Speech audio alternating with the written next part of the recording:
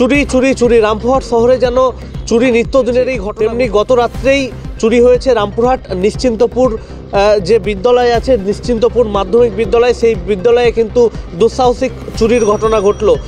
আমরা স্কুলে এসে যেটা দেখলাম এবং স্কুল সূত্র মারফত যে খবর, লকারে থাকা প্রায় 35 থেকে 40 হাজার টাকা চুরি গিয়েছে এবং সিসিটিভি ক্যামেরার যে হার্ড ডিস্ক সেটাও কিন্তু চুরি করে নিয়ে গেছে চোর। ঘটনাস্থলে পৌঁছায় রামপুরহাট থানার পুলিশ, ইতিমধ্যে তদন্ত শুরু করেছে।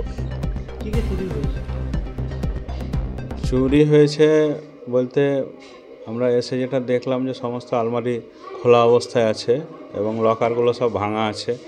লকারে ভর্তি টাকা পয়সা ছিল 35 থেকে 40 হাজার টাকা মতো। এটাই চুরি হয়েছে। হার্ড ডিস্ক বার করে নিয়ে চলে গেছে সিসি ক্যামেরা। আজকে স্কুলে এসে কি দেখলেন? আজকে স্কুলে এসে আমরা এটাই দেখলাম যে দরজার তালা ভাঙা আছে। তারপরে ভেতরে ঢুকে দেখি যে আলমারিগুলো সব খোলা অবস্থায় আছে, এবং লকারগুলো সব ভাঙা আছে। লকারের ভেতরে টাকা পয়সা ছিল স্কুল চালানোর জন্য, সেই সমস্ত টাকা পয়সাগুলো নিয়ে চলে গেছে। সিসিটিভি ক্যামেরার হার্ড ডিস্ক ভাঙা অবস্থায় পড়ে আছে।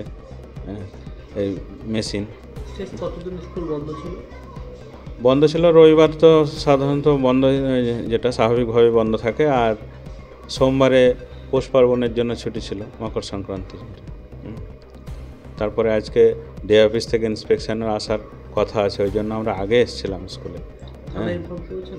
থানাতে ইনফর্ম করা হয়েছে, এসেছিলেন ওনারাও সমস্ত কিছু দেখে গেছেন। কি নাম আপনার? আমার নাম মোহাম্মদ শামসুল আলম, আমি প্রধান শিক্ষক।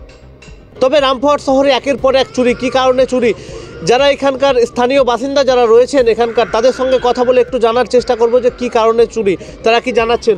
রামপুরহাট শহরে এবং আপনাদের ওয়ার্ডে এই যে চুরি, একের পর এক চুরির ঘটনা, কী কারণে আপনারা মনে করছেন? চুরি তো সব জায়গাতেই হচ্ছে, বিশেষ করে রামপুরহাট শহরে। আমাদের পাড়াও বাদ যায়নি। গতকাল রাত্রেই আমাদের যে বিদ্যালয় আছে সে বিদ্যালয়ে চুরি হয়েছে।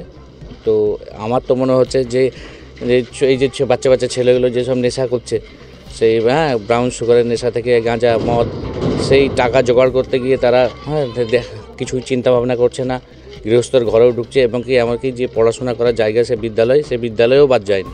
গতকাল রাতে এই স্কুলে চুরি হয়েছে। আমরা খুবই দুঃখিত এবং ব্যথিত এবং ক্ষুব্ধ যে পুলিশ প্রশাসন যত জলদি পারুক একটা বিহিত করুক, যেন এই চুরি ছিনতাই রাহাজানি যেন বন্ধ হয়, এটুকুই আমাদের দাবি।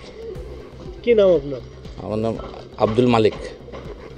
একদমই তাই, আমরা কথা বললাম স্থানীয় বাসিন্দাদের সঙ্গে, যারা জানাচ্ছেন যে মূলত নেশার কারণেই কিন্তু এই চুরি, এমনটাই কিন্তু মনে করছেন। বীরভূমের নিশ্চিন্তপুর থেকে ক্যামেরায় রাজু মালের সঙ্গে হাবিব তানভীর, O2 নিউজ বাংলা।